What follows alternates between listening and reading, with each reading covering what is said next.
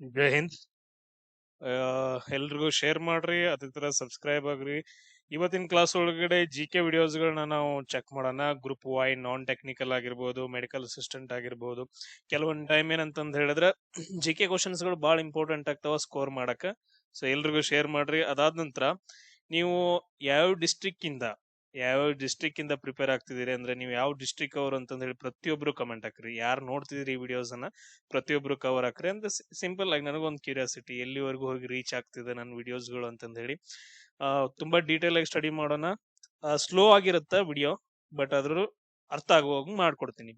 ನೋಡ್ರಿ, what is the maximum period for which the vice president can act as the president ಅಂತಂದೈತೆ. ಇಲ್ಲೇನು what ಅಂತಂದ ಐತೆ, what ಅಂತಂದ್ ಹೇಳಿದ್ರೆ ಏನು ಅಂತಂದ್ ಹೇಳಿ ಕ್ಲಿಯರ್.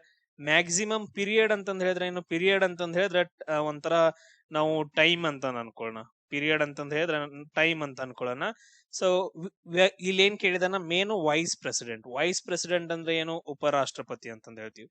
ಉಪರಾಷ್ಟ್ರಪತಿ ಇವನ್ನೆಲ್ಲ ನೀವು ಸೈಡಿಗೆ ಬರ್ಕೋಬೇಕು. ಅದಾದ ನಂತರ ಆಕ್ಟ್ ಆಸ್ ದ ಪ್ರೆಸಿಡೆಂಟ್ ಅಂತಂದ್ ಹೇಳಿದ್ರೆ ಆಕ್ಟ್ ಮಾಡೋದು ಹೆಂಗ, ಪ್ರೆಸಿಡೆಂಟ್ ಅಂತಂದ್ ಹೇಳಿದ್ರೆ ರಾಷ್ಟ್ರಪತಿ ಅಂತಂದ್ ಹೇಳ್ತೀವಿ. ಕನ್ನಡದಾಗ ಹೇಳ್ಬೇಕಂತಂದ್ ಹೇಳಿದ್ರೆ, ಇವಾಗ ವೈಸ್ ಪ್ರೆಸಿಡೆಂಟ್ ಅವರು, ಈಗ ಪ್ರೆಸಿಡೆಂಟ್ ಇಲ್ಲ ಅಂತಂದ್ ಹೇಳಿದಾಗ ಅವಾಗ ವೈಸ್ ಪ್ರೆಸಿಡೆಂಟ್ ಅವ್ರು ಏನಾಗ್ತಾರಂದ್ರ ರಾಷ್ಟ್ರಪತಿಯಾಗಿ ಕೆಲಸ ಮಾಡ್ತಾರ. ಅದು ಎಷ್ಟು ಟೈಮ್ ವರ್ಗು ಮಾತ್ರ ಮಾಡಬಹುದು ಅಂತಂದ್ ಹೇಳಿ, ಎಷ್ಟ್ ಮಂತ್ ವರ್ಗು ಅಂತಂದ್ ಹೇಳಿದ್ರೆ 6 months ವರ್ಗು ಮಾತ್ರ. ಇವಾಗ ಪ್ರೆಸಿಡೆಂಟ್ ಅವ್ರು ಏನಾಗಿರ್ತಾರ ಅಂತಂದ್ ಹೇಳಿದ್ರೆ ಸತ್ತೋಗಿರ್ತಾರ ಅಂತ ಅನ್ಕೊಡ್ರಿ, ಅಥವಾ ಇಂಪೀಚ್ಮೆಂಟ್ ಅಂತಂದ್ ಕರಿತೀವಿ. ಮಹಾಭಿಯೋಗ ಅಂತಂದೇಳಿ ಇಂಪೀಚ್ಮೆಂಟ್ ಅಂದ್ರೆ ಸಂವಿಧಾನದ ವಿರುದ್ಧವಾಗಿ ಏನಾದ್ರೂ ಕೆಲಸ ಮಾಡಿದಾಗ ಅವ್ರನ್ನ ತೆಗೆದುಹಾಕುವ ಒಂದು ಪ್ರೊಸೆಸ್ಗೆ ಇಂಪೀಚ್ಮೆಂಟ್ ಅಂತಂದ್ ಹೇಳಿ ಕರಿತೀವಿ. ಅದು ಆರ್ಟಿಕಲ್ 61 ಹೇಳುತ್ತೆ. Clear, article 61. ಸೊ ಇವಾಗ ತೆಗೆದು ಹಾಕಿದಾಗ ಪ್ರೆಸಿಡೆಂಟ್ ಸ್ಥಾನದಲ್ಲಿ ಯಾರು ಇರಂಗಿಲ್ಲ. ಅವಾಗ ಯಾರಾಗಿರ್ತಾರ ಪ್ರೆಸಿಡೆಂಟ್, ವೈಸ್ ಪ್ರೆಸಿಡೆಂಟ್ ಏನಿರ್ತಾರಲ್ಲ ಅವ್ರನ್ನ ಏನಂತಂದ್ರೆ ಪ್ರೆಸಿಡೆಂಟ್ ಆಗಿ ಮಾಡ್ತಾರೆ. ಇವಾಗ ಸರ್ ವೈಸ್ ಪ್ರೆಸಿಡೆಂಟ್ ಇಲ್ರಿ, ಅವಾಗ ಏನ್ ಮಾಡ್ತಾರ ಅಂತಂದ್ ಹೇಳಿದ್ರೆ, ಸುಪ್ರೀಂ ಕೋರ್ಟ್ ಐತಲ್ಲ, ಸುಪ್ರೀಂ ಕೋರ್ಟಿನ ಚೀಫ್ ಜಸ್ಟಿಸ್ ಆಫ್ ಇಂಡಿಯಾ ಅಥವಾ ಹಿರಿಯ ನ್ಯಾಯಾಧೀಶರನ್ನ ಯಾರನ್ನಾದ್ರೂ ಪ್ರೆಸಿಡೆಂಟ್ ಆಗಿ ಮಾಡ್ತಾರ. ಇದೇನಂತಂದ್ ಹೇಳಿದ್ರೆ ಪ್ರೊಸೆಸ್. ಸೊ ಇವ್ರು ಕೆಳಗಿನವರು ಯಾರಾದ್ರೂ ಆದ್ರು ಅಂತಂದ್ ಹೇಳಿದ್ರೆ ಎಲ್ಲಿವರೆಗೂ 6 months ವರೆಗೂ ಮಾತ್ರ ಅವ್ರು ರಾಷ್ಟ್ರಪತಿ ಆಗಿರ್ತಾರ. ಆ 6 months ಆದ್ಮೇಲೆ ಏನಾಗತ್ರಿ ಸರ್, 6 months ಆದ್ಮೇಲೆ ಕಂಪಲ್ಸರಿ ಪ್ರೆಸಿಡೆಂಟ್ ಇಲೆಕ್ಷನ್ ನಡಿಲೇಬೇಕು. ಏನ್ ನಡಿಬೇಕು, ಪ್ರೆಸಿಡೆಂಟ್ ಇಲೆಕ್ಷನ್ ನಡಿಲೇಬೇಕು ಅಂತಂದ್ ಹೇಳಿ ಇದು ಕ್ವಶನ್ ಅರ್ಥ. ಎಲ್ರಿಗೂ ಅರ್ಥ ಆಯ್ತಾ? ಎಸ್. ಇವಾಗ ಮೇನ್ ಇಂಪಾರ್ಟೆಂಟ್ ಏನಂತಂದ್ ಹೇಳಿದ್ರೆ, ಒಂದ್ ಕ್ವಶನ್, ಈಗ ವೈಸ್ ಪ್ರೆಸಿಡೆಂಟ್ ಯಾರಿದಾರ ಪ್ರತಿಯೊಬ್ರು ಆನ್ಸರ್ ಹಾಕ್ಬೇಕು. ಇವಾಗ ವೈಸ್ ಪ್ರೆಸಿಡೆಂಟ್ ಯಾರಿದಾರ, ಆಮೇಲೆ ನಾನು ಪ್ರೆಸಿಡೆಂಟ್ ಹೇಳ್ತೀನಿ. ಇವಾಗ ಪ್ರೆಸಿಡೆಂಟ್ ಯಾರಿದಾರ ಅಂತಂದ್ ಹೇಳಿದ್ರೆ ದ್ರೌಪದಿ ಮುರ್ಮಿದಾರ. ಯಾರಿದಾರ ಅಂತಂದ್ ಹೇಳಿದ್ರೆ ದ್ರೌಪದಿ ಮುರ್ಮಿದಾರ. ಈಗ ವೈಸ್ ಪ್ರೆಸಿಡೆಂಟ್ ಯಾರು ಅಂತಂದ್ ಹೇಳಿ ಪ್ರತಿಯೊಬ್ರು ಕಮೆಂಟ್ಸ್ ಅನ್ನ ಹಾಕ್ರಿ. ಯಾಕೆ ಇಂಪಾರ್ಟೆಂಟ್ ಅಂದ್ರೆ, ಕಮೆಂಟ್ಸ್ ಗಳನ್ನ ಹಾಕೋದು ನಿಮ್ಗೆ ಎಕ್ಸಾಮ್ ಅಲ್ಲಿ ನೆನಪು ಬರುತ್ತೆ. ಓಕೆ, ನಾನು ಈ ತರ ಸರ್ ಕೇಳಿದಾಗ ಒಂದು ಕಮೆಂಟ್ ಹಾಕಿದ್ನಲ್ಲ ಅಂತಂದೇಳಿ ಈ ತರ ನಾವು ನೆನ್ಪಿಟ್ಕೋಬಹುದು. ಎಸ್, ನೀವು ಕೂಡ ನನ್ಗೆ ಖುಷಿ ಆಗೋ ತರ ಕಮೆಂಟ್ಸ್ ಗಳನ್ನ ಹಾಕ್ರೋ. Yes, from where has the national motto of an India Satyameva Jayate been taken ಅಂತಂದೇಳಿ. ಸೊ ಫ್ರಮ್ ವೇರ್ ಅಂತಂದ್ ಹೇಳಿದ್ರೆ ಏನು, ಎಲ್ಲಿ, ಈ ವರ್ಡ್ಸ್ ಗಳು ಎಷ್ಟ ಚೆಕ್ ಮಾಡ್ರಿ. ವೇರ್ ಅಂದ್ರೆ ಎಲ್ಲಿ, ಇವನ್ನೆಲ್ಲ ನೆನ್ಪಿಟ್ಕೊಳ್ರಿ, ಸೈಡ್ ಬರೆದಿಟ್ಕೊಂಡು. National motto okay, national motto ಅಂತಂದ್ ಹೇಳಿದ್ರೆ ನಾವೇನ್ ಹೇಳ್ತೀವಿ ಸರ್, ಒಂದು ನ್ಯಾಷನಲ್ ಲೈನ್ ಅನ್ನ ಬರೀತೀವಲ್ರಿ, ಆ ತರ ರಾಷ್ಟ್ರೀಯ ವಾಕ್ಯ ಅಂತ ಅನ್ಕೊಡ್ರಿ. ಸತ್ಯಮೇವ ಜಯತೆ ಅನ್ನೋದನ್ನ ಎಲ್ಲಿಂದ ತಗೊಂಡಾರ ಅಂತಂದ್ ಹೇಳಿ, ಎಲ್ಲಿಂದ ಸತ್ಯಮೇವ ಜಯತೆ ತಗೊಂಡಿದಾರ ಅಂತಂದ್ ಹೇಳಿ. ಎಸ್, ಎಲ್ಲಿಂದ ತಗೊಂಡಾರ ಅಂತಂದ್ ಹೇಳಿದ್ರೆ ಮುಂಡಕ್ ಉಪನಿಷತ್ ಅಂತ ಕರಿತೀವಿ. ಎಲ್ಲಿಂದ, ಮುಂಡಕ್ ಅನ್ನೋ ಒಂದು ಉಪನಿಷತ್ತಿಂದ. ನೆನ್ಪಿಟ್ಕೊಡ್ರಿ, ಸತ್ಯಮೇವ ಜಯತೆ ಅನ್ನೋದನ್ನ ಎಲ್ಲಿಂದ ತಗೊಂಡಿದಾರ, ಮುಂಡಕ್ ಉಪನಿಷತ್. ಕನ್ನಡದಾಗೂ ಬರ್ಕೊಡಿರ್ಬೇಕಂದ್ರೆ ಕನ್ನಡ ಅಂಡ್ ಇಂಗ್ಲಿಷ್ ಎರಡೂ ಬರ್ಕೊಡ್ರಿ, ಯಾಕಂತಂದ್ರೆ ಬಹಳ ಇಂಪಾರ್ಟೆಂಟ್ ಅದು. ಇದು ಎಲ್ಲೈತೆ, ಈ ಸತ್ಯಮೇವ ಜಯತೆ ಅನ್ನೋ ಒಂದು ವಾಕ್ಯ ಎಲ್ಲೈತೆ ಅಂತಂದ್ರೆ ಸಾರಾನಾಥ್ ಒಳಗಡೆ ಐತೆ. ನಾನು ಇಂಗ್ಲಿಷ್ನಾಗ ಬರೀತೇನೆ ನಿಮ್ಗ. ಸಾರಾನಾಥದ್ ಏನಂತಂದ್ ಹೇಳಿದ್ರ ಒಂದು ಅಶೋಕನ ಸ್ತಂಭ ಐತಲ್ಲ, ಅದನ್ನ ಸಾರಾನಾಥ್ ಪಿಲ್ಲರ್ ಅಂತ ಕರಿತೀವಿ. ಈ ಸಾರಾನಾಥ್ ಪಿಲ್ಲರ್ ಅನ್ನ ಯಾರು ಕಟ್ಟಿಸಿದಾರ, ಅಶೋಕ ಕಟ್ಟಿಸಿದಾನ. ಸೊ ಅಲ್ಲಿ ಏನಂತಂದ್ ಹೇಳಿದ್ರೆ ಈ ವಾಕ್ಯ ಐತೆ. ಆಮೇಲೆ ಮುಂಡಕ್ ಉಪನಿಷತ್ ಒಳಗಡೆ ಇದನ್ನ ಮೆನ್ಷನ್ ಮಾಡಿದಾರೆ. ಅಲ್ಲಿಂದ ಯಾರು ತಗೊಂಡಿದಾರ, ಅಶೋಕ ತಗೊಂಡು ಬರ್ಸಿದಾನ. ನಾವೇನ್ ಮಾಡಿದೀವಿ, ಅಲ್ಲಿಂದ ತಗೊಂಡು ಅದನ್ನ ನ್ಯಾಷನಲ್ ಮೋಟೋ ಅಂತಂದ್ ಹೇಳಿ ನೋಡ್ಕೊಂಡಿದೀವಿ. ಕ್ಲಿಯರ್ ಎಲ್ರಿಗೂ? ಅದಾದ ನಂತರ ನೆಕ್ಸ್ಟ್ ಇನ್ನೊಂದು ಬರುತ್ತೆ, ಗಾಯತ್ರಿ ಮಂತ್ರ. ಇನ್ನೊಂದ್ ಕೇಳ್ತಾರ, ಗಾಯತ್ರಿ ಮಂತ್ರ ಅಂತಂದ್ ಹೇಳಿ ಬರುತ್ತೆ. ಎಲ್ರಿಗೂ ಗೊತ್ತೈತಿ ಗಾಯತ್ರಿ ಮಂತ್ರ. ಎಸ್, ಓಂ ಭೂರ್ಭುವಸ್ವ ಅದ ಅಲ್ವಾ? ಎಸ್, ಗಾಯತ್ರಿ ಮಂತ್ರ. ಇದು ಯಾವ ವೇದದಲ್ಲಿ ಬರುತ್ತಂತ ಕೇಳ್ಬೋದು? ಋಗ್ವೇದ ಅಂತ ಹೇಳ್ತೀವಿ. ಆಮೇಲೆ ಋಗ್ವೇದ ಅಂದ್ರೆ ಏನು ಅಂತ ಕೇಳ್ತಾರ. What is Rigveda? ಋಗ್ವೇದ ಅಂದ್ರೆ ಏನು ಅಂತಂದ್ ಹೇಳಿದ್ರ ನಾಲೆಜ್ ಅಂತಂದ್ ಹೇಳ್ತೀವಿ, ಜ್ಞಾನ, ನಾಲೆಡ್ಜ್ ಅಥವಾ ಜ್ಞಾನ ಅಂತಂತ ಹೇಳ್ತೀವಿ. ಎರಡೂ ಬರ್ಕೊಡ್ರಿ. ಆಮೇಲೆ ನೆಕ್ಸ್ಟ್ ನೋಡ್ರಿ, ಇನ್ನೊಂದ್ ಏನಂತಂದ್ ಹೇಳಿದ್ರ ಈ ರಾಮಾಯಣವನ್ನ ಯಾರು ಬರ್ತಾರಂತ ಕೇಳ್ತಾರ. ರಾಮಾಯಣವನ್ನ ಬರೆದಂತಹ ಆಥರ್ ಯಾರು ಅಂತಂದೇಳಿ ಯಾರಂತಂದ್ ಹೇಳ್ತೀವಿ? ವಾಲ್ಮೀಕಿ ಅಂತಂದ್ ಹೇಳ್ತೀವಿ. ಯಾರು? ವಾಲ್ಮೀಕಿ. ಕ್ಲಿಯರ್? ಈ ಪಾಯಿಂಟ್ಸ್ ಗಳನ್ನೆಲ್ಲ ಸೈಡ್ಗೆ ಏನಂದ್ರ ಬರೆದಿಟ್ಕೊಳ್ಬೇಕು. ಅದಾದ ನಂತರ ಈಗ ನಾವೇನ್ ಮಾಡಿದ್ವಿ? ಋಗ್ವೇದ ಅಂತಂದ್ ಹೇಳಿದ್ರೆ ನಾಲೆಜ್ ಅಂತಂದಾಯ್ತು.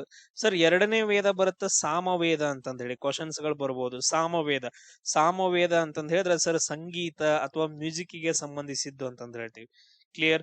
ಥರ್ಡ್ ಒನ್ ಏನಂತ ಬರುತ್ತ? ಅಥರ್ವಣ ವೇದ ಅಂತಂದ್ ಹೇಳಿ. ಅಥರ್ವಣ ವೇದ ತುಂಬಾ ಇಂಪಾರ್ಟೆಂಟ್. ಅಥರ್ವಣ ವೇದ ಅಂತಂದ್ ಹೇಳಿ. ಈ ಅಥರ್ವಣ ವೇದ ಯಾವ್ದಕ್ ಸಂಬಂಧಪಟ್ಟೈತಿ ಅಂತಂದ್ ಹೇಳಿದ್ರೆ ಸರ್ ಬ್ಲ್ಯಾಕ್ ಮ್ಯಾಜಿಕ್ ರೀ. ಮ್ಯಾಜಿಕ್ ಅಂತಂದ್ ಹೇಳ್ತೀವಿ. ಬ್ಲ್ಯಾಕ್ ಮ್ಯಾಜಿಕ್, ಮಾಟ ಮಂತ್ರ, ಬ್ಲ್ಯಾಕ್ ಮ್ಯಾಜಿಕ್ ಗೆ ಸಂಬಂಧಪಟ್ಟಿದ್ದು. ಆಮೇಲೆ ಲಾಸ್ಟ್ ಒನ್ ಏನೈತಲ್ಲ ಯಜುರ್ವೇದ ಅಂತಂದ್ ಹೇಳ್ತೀವಿ. ಯಾವ್ದು? ಯಜುರ್ವೇದ. ಈ ಯಜುರ್ವೇದ ಯಾವ್ದಕ್ ಸಂಬಂಧಪಟ್ಟೈತೆ ಅಂತಂದ್ ಹೇಳಿದ್ರೆ ಯಜ್ಞಗಳಿಗೆ, ಯಜ್ಞ ಯಾಗಾದಿಗಳು ಅಂತಂದ್ ಹೇಳ್ತೀವಲ್ಲ, ಸೊ ಅದಕ್ಕೆ ಈ ಎಲ್ಲಾ ಪಾಯಿಂಟ್ಸ್ ಗಳನ್ನ ಸೈಡ್ಗೆ ಬರ್ದಿಟ್ಕೊಡ್ರಿ ಕನ್ನಡ ಅಂಡ್ ಇಂಗ್ಲಿಷ್ ಅಲ್ಲಿ. Next the Raslila. ರಾಸಲೀಲಾ ಅನ್ನೋದಕ್ಕೆ ಡ್ಯಾನ್ಸ್ ಅಂತಂದ್ ಹೇಳ್ತೀವಿ. ಡ್ಯಾನ್ಸ್ ಅಂತಂದ್ ಹೇಳಿದ್ರೆ ಎಲ್ರಿಗೂ ಗೊತ್ತೈತೆ ನೃತ್ಯ. ರಾಸಲೀಲಾ ನೃತ್ಯ. ಅರ್ಥ ಆಯ್ತಾ ಕ್ವಶನ್? ಅದಾದ ನಂತರ is associated with which Indian state? Indian state ಅಂತಂದ ಹೇಳಿದ್ರೆ ರಾಜ್ಯ, ಸ್ಟೇಟ್ ಅಂದ್ರೆ ರಾಜ್ಯ. ಈಗ ರಾಸಲೀಲಾ ಯಾವ ರಾಜ್ಯ ಅಂತಂದೇಳಿ ಅರ್ಥ ಆಯ್ತಲ್ಲ? ಅಂದ್ರೆ ರಾಸಲೀಲಾ ಯಾವ ರಾಜ್ಯಕ್ಕೆ ಸಂಬಂಧಪಟ್ಟಿದೆ ಅಂತಂದೇಳಿ ನಾವು ಅರ್ಥ ಮಾಡ್ಕೊಂಡ್ಬಿಡ್ಬೇಕು. ಎಸ್, ಯಾವ ರಾಜ್ಯಕ್ಕೆ ಅಂತಂದ ಹೇಳಿದ್ರೆ ಉತ್ತರ ಪ್ರದೇಶಕ್ಕೆ. ಉತ್ತರ ಪ್ರದೇಶಕ್ಕೆ ಏನಂತಂದ್ ಹೇಳಿದ್ರ ಇದು ಸಂಬಂಧಪಟ್ಟೈತೆ. ವಿಶೇಷವಾಗಿ ಎಲ್ಲಿ ಅಂತಂದ ಹೇಳಿದ್ರೆ ಉತ್ತರ ಪ್ರದೇಶದ ಮಥುರಾ ಅಂತಂದ್ ಹೇಳ್ತೀವಿ. ಮಥುರಾ ಆಮೇಲೆ ಬೃಂದಾವನ, ಇದು ಶ್ರೀಕೃಷ್ಣನ ತುಂಬಾ ಇಂಪಾರ್ಟೆಂಟ್ ಪ್ಲೇಸ್ ಗಳು ಮಥುರಾ ಅಂಡ್ ಬೃಂದಾವನ. ಈ ಪ್ಲೇಸ್ ಗಳಿಗೆ ಏನಂತಂದ್ರೆ ಶ್ರೀಕೃಷ್ಣ ಮತ್ತು ರಾಧೆಯ ಲೀಲೆಗಳನ್ನ ಬಿಂಬಿಸುವ ನೃತ್ಯವನ್ನ ಮಾಡ್ತಾರ. ಅದನ್ನ ನಾವು ಏನಂತ ಕರಿತೀವಿ? ರಾಸಲೀಲೆ ಅಂತಂದ್ ಹೇಳಿ ಕರಿತೀವಿ. Clear point?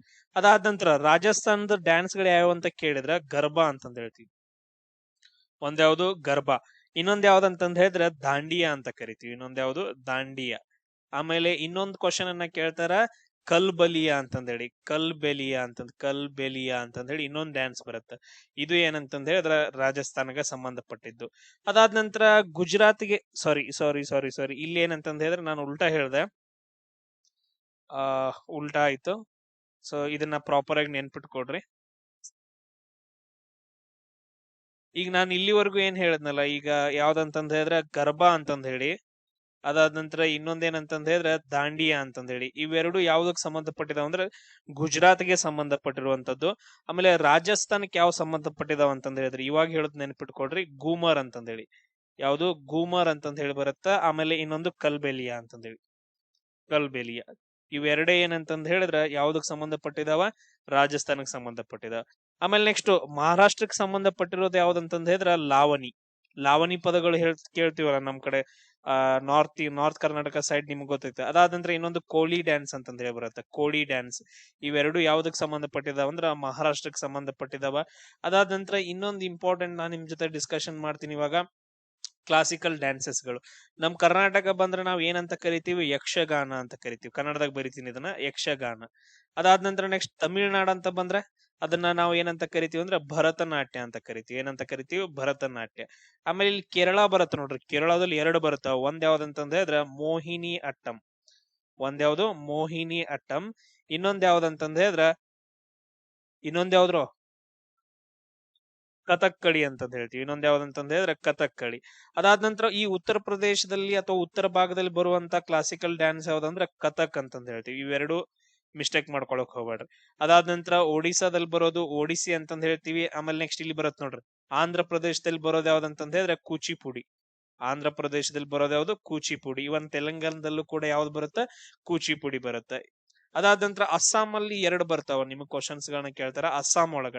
ಅಸ್ಸಾಂ ಒಳಗಡೆ ಒಂದ್ ಯಾವ್ದಂತಂದ್ ಹೇಳಿದ್ರೆ ಬಿಹು ಡ್ಯಾನ್ಸ್ ಅಂತ ಕರಿತೀವಿ. ಒಂದ್ ಯಾವ್ದು? ಬಿಹು ಡ್ಯಾನ್ಸ್. ಇನ್ನೊಂದ್ ಯಾವ್ದಂತಂದ್ ಹೇಳಿದ್ರೆ ಸತ್ರಿಯಾ ಅಂತಂದ್ ಕರಿತೀವಿ. ಬಿಹು ಮತ್ತು ಸತ್ರಿಯಾ ಇವೆರಡು ಏನಂತಂದ್ರೆ ಅಸ್ಸಾಂಗೆ. ಇವನ್ ಬಿಟ್ಟು ಬೇರೆ ಯಾವ ಕ್ವಶನ್ಸ್ ಗಳನ್ನ ಕೇಳಂಗಿಲ್ಲ. ಡ್ಯಾನ್ಸಸ್ ಗಳ ಮೇಲೆ ಬರ್ದಿಟ್ಕೊಡ್ರಿ ಇದನ್ನ, ಯಾಕಂದ್ರೆ ಬಾಳ್ ಡೀಪ್ ಆಗಿ ಕೇಳಂಗಿಲ್ಲ ಅಲ್ಲಿ. ಅದಕ್ಕೆ next, who was the first Mughal emperor of India ಅಂತಂದ್ ಹೇಳಿ. ಹೂ ಅಂತಂದ್ ಹೇಳಿದ್ರೆ ಯಾರು? ಅರ್ಥ ಆಗ್ತಿದ್ಯಾ? ಹೂ ಅಂತಂದ್ ಹೇಳಿದ್ರೆ ಯಾರು? ಫಸ್ಟ್ ಅಂತಂದ್ ಹೇಳಿದ್ರೆ ಮೊದಲ. ಫಸ್ಟ್ ಅಂತಂದ್ ಹೇಳಿದ್ರ ಮೊದಲ, ಮೊಘಲ್ ಎಂಫ್ರರ್ ಅಂತಂದ್ ಹೇಳಿದ್ರ ಮೊಘಲರ ರಾಜ ಅಂತಂದ್ ಹೇಳಿ. ಅರ್ಥ ಆಯ್ತಾ? ಈ ತರ ನಾವ್ ಅರ್ಥ ಮಾಡ್ಕೊಳ್ಳೋದು ಒಂದೊಂದೇ ವರ್ಡ್ ನ, ಅವಾಗ ನಮ್ಗೆ ಗೊತ್ತಾಗ್ಬಿಡತ್ತೆ. ಅಂದ್ರೆ ಯಾರು ಮೊದಲ ಮೊಘಲ್ ರಾಜ ಅಂತಂದ್ ಹೇಳಿ ಇಷ್ಟ ಅರ್ಥ ಆದ್ರೆ ಸಾಕು. ಯಾರಂತಂದ್ ಹೇಳಿದ್ರೆ ನಾವು ಬಾಬರ್ ಅಂತಂದ್ ಹೇಳ್ತೀವಿ. ಯಾರಂತಂದ್ ಹೇಳ್ತೀವಿ? ಬಾಬರ್ ಅಂತಂದ್ ಹೇಳ್ತೀವಿ. ಇವ್ನು ಏನ್ ಮಾಡ್ತಾನ ಇದನ್ನ ನೆನ್ಪಿಟ್ಕೊಡ್ರಿ. 1526. ಈ 1526 ಅನ್ನೋದೇನಂದ್ರ ಒಂದು ಡೇಟ್ ತುಂಬಾ ಇಂಪಾರ್ಟೆಂಟ್. ಯಾಕಂತಂದ್ ಹೇಳಿದ್ರೆ ಫಸ್ಟ್ ಪಾನಿಪತ್ ಕದನ ನಡೆಯುತ್ತೆ. ಈ ತರ ಬರೀತಿ ನೋಡ್ರಿ, ಫಸ್ಟ್ ಪಾನಿಪತ್ ವಾರ್ ಅಂತಂದ್ ಹೇಳ್ತೀವಿ. ಇದ್ ನಡೆಯುತ್ತ ಫಸ್ಟ್ ಪಾನಿಪತ್ ಕದನ. ಈ ಕದನದಲ್ಲಿ ಯಾರ್ಯಾರು ಭಾಗವಹಿಸ್ತಾರ ಅಂತಂದ್ ಹೇಳಿದ್ರೆ ಇಬ್ರಾಹಿಂ ಲೋಧಿ ಅಂತಂದ್ ಹೇಳ್ತೀವಿ. ಯಾರು? ಇಬ್ರಾಹಿಂ ಲೋಧಿ. ಆಮೇಲೆ ನೆಕ್ಸ್ಟ್ ಇನ್ನೊಬ್ನ ಯಾರ ಅಂತಂದ್ ಹೇಳಿದ್ರೆ ಬಾಬರ್ ಅಂತಂದ್ ಹೇಳಿ. ಇವರಿಬ್ರು ಒಂದು ಯುದ್ಧವನ್ನ ಮಾಡ್ತಾರ. ಈ ಯುದ್ಧದಲ್ಲಿ ಇಬ್ರಾಹಿಂ ಲೋಧಿಯನ್ನ ಬಾಬರ್ ಸೋಲಿಸಿ ಒಂದು ಹೊಸ ಸಾಮ್ರಾಜ್ಯವನ್ನ ಕಟ್ತಾನ ಇಂಡಿಯಾದಲ್ಲಿ. ಅದನ್ನ ನಾವು ಮೊಘಲ್ ಸಾಮ್ರಾಜ್ಯ ಅಂತ ಕರಿತೀವಿ. ಅರ್ಥ ಆಯ್ತಾ ಎಲ್ರಿಗೂ? ಇಬ್ರಾಹಿಂ ಲೋಧಿ. ಅದಾದ ನಂತರ ನೆಕ್ಸ್ಟ್ ತುಂಬಾ ಇಂಪಾರ್ಟೆಂಟ್, ಈ ಬಾಬರ್ನ ಒಬ್ಬ ಮಗ ಬರ್ತಾನ, ಅವ್ನ ನಾವು ಹುಮಾಯೂನ್ ಅಂತ ಕರಿತೀವಿ. ಹುಮಾಯೂನ್. ಈ ಹುಮಾಯೂನ್ ಒಂದು ಇನ್ನೊಂದು ಬರ್ತಾವ ನೋಡ್ರಿ, ಬಾಬರ್ನ ಆತ್ಮಚರಿತ್ರೆ ಬರುತ್ತೆ. ಬಾಬರ್ನ ಆತ್ಮಚರಿತ್ರೆ ತುಜಕ್ ಇ ಬಾಬ್ರಿ ಅಂತ ಕರಿತೀವಿ. ತುಜಕ್ ಇ ಬಾಬ್ರಿ, ಇದನ್ನ ನೆನ್ಪಿಟ್ಕೊಡ್ರಿ. ಆಮೇಲೆ ಇದಾದ ನಂತರ ನೆಕ್ಸ್ಟ್ ಬರುವವನ್ ಯಾರಂತಂದ ಹೇಳಿದ್ರೆ ಹುಮಾಯೂನ್ ಅಂತ ಕರಿತೀವಿ. ಈ ಹುಮಾಯೂನ್ ಏನ್ ಮಾಡ್ತಾ ಅಂತಂದ ಹೇಳಿದ್ರೆ ಒಂದು ಯುದ್ಧವನ್ನ ಮಾಡ್ತಾನ. ಯಾರ ಜೊತೆಗೆ? ಶೇರ್ ಶಾ ಸೂರಿ ಜೊತೆಗೆ ಯುದ್ಧಗಳನ್ನ ಮಾಡ್ತಾನ. ಅದ್ ನಮ್ಗೆಲ್ಲ ಬೇಡ. ಈ ಹುಮಾಯೂನ್ ಬಗ್ಗೆ ಒಂದು ಆತ್ಮಕಥನ ಬರುತ್ತೆ, ಹುಮಾಯೂನ್ ನಾಮ ಅಂತ ಹೇಳಿ. ಹುಮಾಯೂನ್ ನಾಮ. ಹುಮಾಯೂನ್ ನಾಮ ಇದೇನಂತಂದ ಹೇಳಿದ್ರ ಹುಮಾಯೂನನ ಆತ್ಮಚರಿತ್ರೆ. ಇದನ್ನ ಬರೆದವ್ರ ಯಾರಂತಂದ ಹೇಳಿದ್ರ ಗುಲ್ಬುದ್ದೀನ್ ಬೇಗಂ.